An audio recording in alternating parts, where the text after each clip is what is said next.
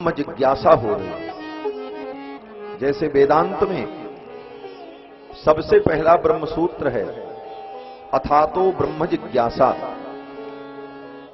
अथातो ब्रह्म जिज्ञासा, अथ अतः ब्रह्म जिज्ञासा। अब इसके बाद ब्रह्म जिज्ञासा हुई,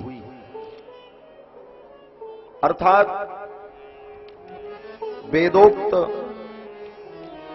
कर्मकांड स्वर्गादि लोकों की प्राप्ति कराने वाले जो यज्ञ यागादि कर्म हैं, उन कर्मों को पढ़कर, सुनकर, समझकर और अपने जीवन में उसका आचरण करके ये अनुभव किया कि कर्म के द्वारा जो कुछ प्राप्त होता है वह सब नाशवान है। कर्म चितो लोको क्षीयते। कर्म के द्वारा चयन किया गया, प्राप्त किया गया सब कुछ एक दिन नष्ट हो जाता है। वेदों में जिन जिन कर्मों का वर्णन किया गया, अश्वमेध यज्ञ करो ये पुण्य होगा, इस पुण्य का ये फल होगा, सोम यज्ञ करो इसका ये पुण्य है, इससे ये फल होगा। इस तरह से अनेक कर्मों का जो वेदों में वर्णन हुआ, उन कर्मों को पढ़ा गया, समझा गया, फिर वो किया गया और करके उसका फल भी अनुभव किया। और सब करते करते अंत में इस निष्कर्ष पर पहुंचते हैं कि कर्मों से उत्पन्न होने वाला जो फल है वो सब अंत में नष्ट हो जाता है। तब विचार किया कि कर्मों से प्राप्त होने वाले सारे फल जब नष्ट हो जाते हैं तो अविनाशी फल क्या है? तब ब्रह्म की जिज्ञासा उत्पन्न हुई। ये बहुत बड़ा विषय है वेदांतियों का। वेदांत में इसी विषय पर बहुत बड़ा शास्त्रार्थ है कि वैदिक कर्मों का फल अंत में नष्ट हो जाता है और वो सीमित फल है, अल्प फल। फिर भी वैदिक कर्मों को हम करते हैं और करना चाहिए, लेकिन करते करते यज्ञ यागादि कर्मों को करके उसके फल को प्राप्त करके जब उससे हम विरत होते हैं, हमारा मन थक जाता है, तब ब्रह्म की जिज्ञासा होती है।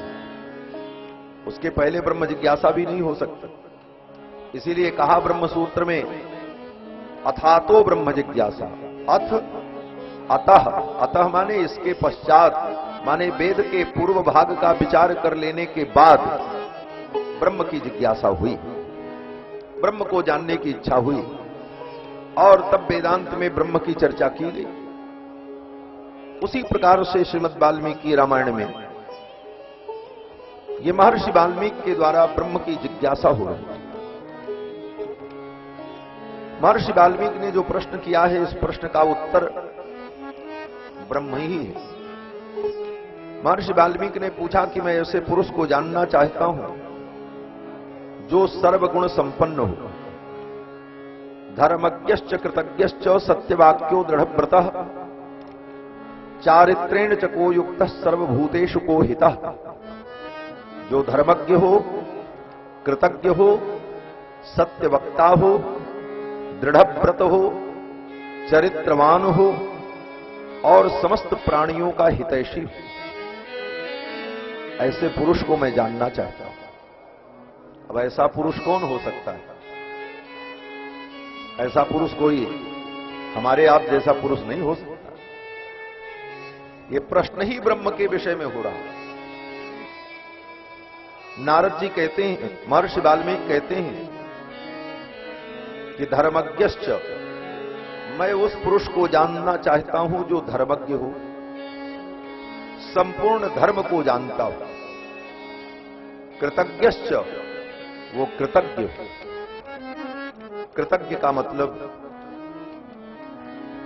कि जो उपकार को मानने वाला हो, एहसान फरामोश न हो,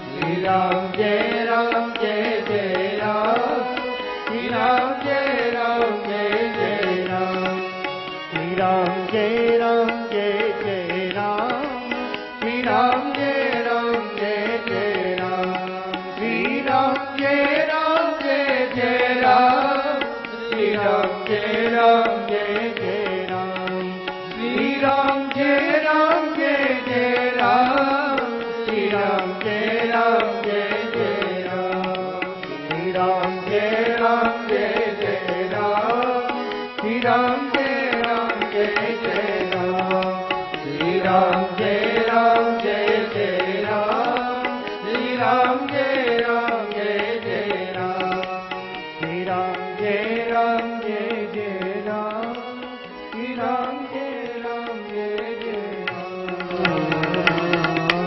बोलो श्री सीतारामचंद्र भगवान की जय। श्री भाष्यकार रामानुस्वामी जी महाराज की जय। जय जय सीताराम। पूज्य श्री स्वामी जी महाराज हमारे आपके बीच में मंचासीन हैं। पूज्य स्वामी जी से दास ने कल निवेदन किया था कि पूज्य स्वामी जी कृपा करें और स्वामी जी का आशीर्वचन हम लोगों को प्राप्त हो। तो स्वामी जी उस समय भगवान का कैंकर्य कर रहे थे और दास ने निवेदन किया तो स्वामी जी ने बालक पर कृपा करते हुए अनुग्रह किया। स्वामी जी पधारे तो श्री स्वामी जी के चरणों में प्रणाम निवेदन करते हुए स्वामी जी से हम लोग प्रार्थना करेंगे कि उनका आशीर्वचन हम लोगों को प्राप्त हो। उसके पश्चात आगे की चर्चा हम लोग श्रवण करेंगे। पूज्य श्री स्वामी जी महाराज।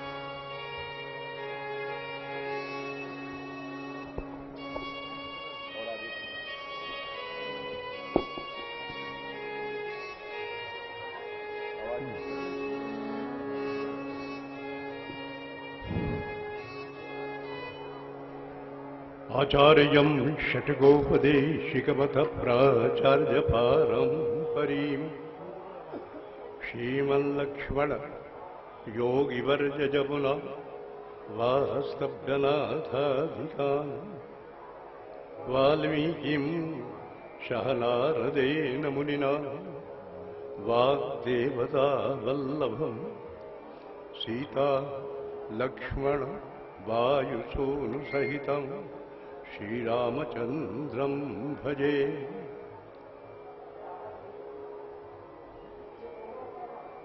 परमहर्ष का विषय है भगवान के श्रीमद् वाल्मीकि रामायण के माध्यम से हमारे जगतगुरु रामानुजाचार्य श्री राघवाचार्य जी महाराज सब लोगों को दिव्य संकेत दिव्य लीलाओं का रस आस्वादन करा रहे हैं। ऐसे इनका बहुत अच्छा कार्यक्रम होता ही रहता है। ये रसास्वादन कराने में बड़े सुनिपुण महानुभाव है और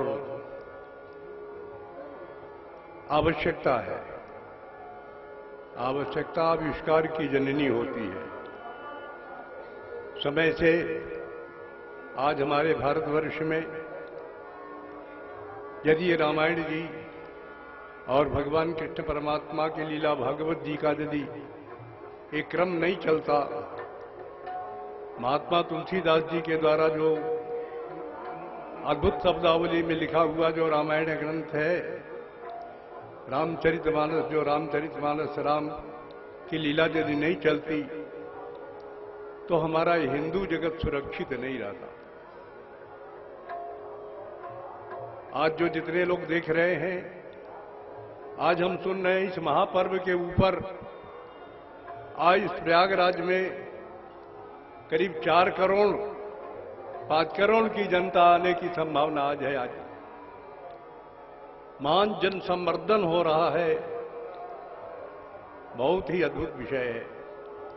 अब प्रस्तुत प्रसंग में श्री रामायण के चरित्र में राम जी की महिमा, परमात्मा की महिमा के विषय में तो श्री रामायण है ही है। हमारे आचार्य लोग कहा करते हैं, वैष्णवाचार्य, भगवान राम की महिमा के साथ साथ माता श्री जी की महिमा बहुत अद्भुत गाई गई है। एक आचार्य कहते हैं, श्रीमद् रामायण परमपि प्राणतित्व चरित्रे। हे माता जी, हे जगत जननी माता सीता जी, आपके चरित्र से रामायण में दिव्य प्राण जैसे आ गया है। रामायण जो है प्राणवान हो गया है। माता जानकी जी का जो चरित्र है, 3 बार जो है भगवान से उनका अलग होना। एक बार रावण के पास जाना, वहां से जो है अयोध्या में आकर के महर्षि वाल्मीकि ऋषि के आश्रम में जाना, और वाल्मीकि ऋषि के आश्रम से वाल्मीकि ऋषि जी ने अपने तप इत्यादि के महिमा को भगवान के सामने जब प्रदर्शन किया, बताया, तो भगवान बोले, मैं जानता हूं, लेकिन लोक संसार जो है, जो कह रहा है, उसके पीछे श्री जानकी जी स्वयं अपने वस्तु को बताएगी। महामंच के ऊपर माता जानकी जी आती है।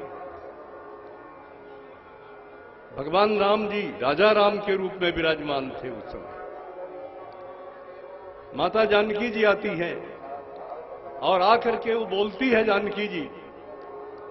सारी प्रजा क्या समझती थी, माता जानकी जी के लिए कुछ बोल रही थी, बात सभी लोग जानते हैं। उसको स्वच्छ करना था। मर्यादा पुरुषोत्तम परमात्मा की लीला है। माता जानकी जी के द्वारा, भगवान श्री राम के द्वारा अद्भुत मर्यादाओं को बताया जा रहा है। तो माता जानकी जी स्वयं प्रतिज्ञा करती है, बोलती है, यद्यहम राघवादन्यम मनसा भी न चिंते तथा में माधवी देवी विवरम दातुमर्हति। बहुत अद्भुत बात है। मंच के ऊपर खड़े होकर के माता जी 3 बार बोली है, यदि हम प्रभु राम को छोड़ करके हमारा मन एक क्षण भी कहीं नहीं जाता है, तो हे माधवी देवी, हे धरती माता, तू हमारे लिए विवर दे दी। विवर समझ गए, रहने के लिए जगह देगी। 3 बार कहती, धरती फट जाती है। दिव्य सिंहासन लेकर के भूदेवी प्रकट होती है। दिव्य हमारे शेष सिंहासन को धारण किए हुए रहते हैं। माता जानकी जी को गोद में लेकर के बिठा लेती। तो सारी अयोध्या की प्रजा जितनी है, वो सारी प्रजा तब देखती है, जब धरती के भीतर जब चली जाती है, तो अपनी छाती पीटती, अपने सिर को पीटती। हम लोग माता जी के चरित्र को नहीं जान पाए। हम लोग माता जी के चरित्र के ऊपर हम संदेह करते रह गए। देखो, माता श्री जानकी जी अग्नि में भी से, अग्नि से भी स्वयं उन्होंने परीक्षा दिया था। रावण के लंका में लक्ष्मण जी ने अग्नि प्रज्वलित करके किया था। स्वयं माता जी स्वयं अग्निदेव लेकर के प्रकट होते हैं और बोलते हैं, अग्निदेव दहेदपि पावकम, हे राजा राम, ये जानकी जी आपकी जो देवी है, ये अद्भुत है। ये हम आग हैं, आग, हमको आग कहा जाता है, पर ये हमको भी जला सकती है। अग्नि की भी अग्नि है, आग की भी आग माता जानकी है। ऐसे दिव्य चरित्र वाली जो माता है, उनका जो दिव्य चरित्र रामायण में जो बताया गया है, वो रामायण में प्राण है, रामायण का प्राण है वो। हमारा जो देश है ये सती सूरमाओं का देश है। यहां सतियां होती रही हैं। अब भी 12 कोस के भीतर एक सती रहती है, एक अद्भुत दिव्य मणिधर रहता है, एक दिव्य संत रहता, ऐसे लोगों का कहना है। प्रायः ये कहना कोई विरुद्ध नहीं है, ये लोकाचार के द्वारा कहा जाता है। एक लोक भी जो है दिव्य शास्त्र के अनुसार ही चलता है। इसीलिए माता जानकी जी का शुभ जो चरित्र है, वो चरित्र बड़ा अद्भुत चरित्र है। देवी की जगत के लिए, माताओं के लिए प्रेरणा देने वाला है। माता जानकी जी वाल्मीकि ऋषि के आश्रम में जाके भगवान लक्ष्मण जी से बोलती है, लक्ष्मण मैं अपने को गंगा में नहीं छोड़ सकती हूं, मैं अपने प्राणों को नहीं छोड़ सकती हूं। हम प्रभु माने भगवान राम के आज्ञा की निर्वाहिका है। हमारा जो पितृवंश है जनक वंश, हमारा ससुर वंश है जो दशरथ जी का, ये दोनों वंशों का कोई अपवाद न हो।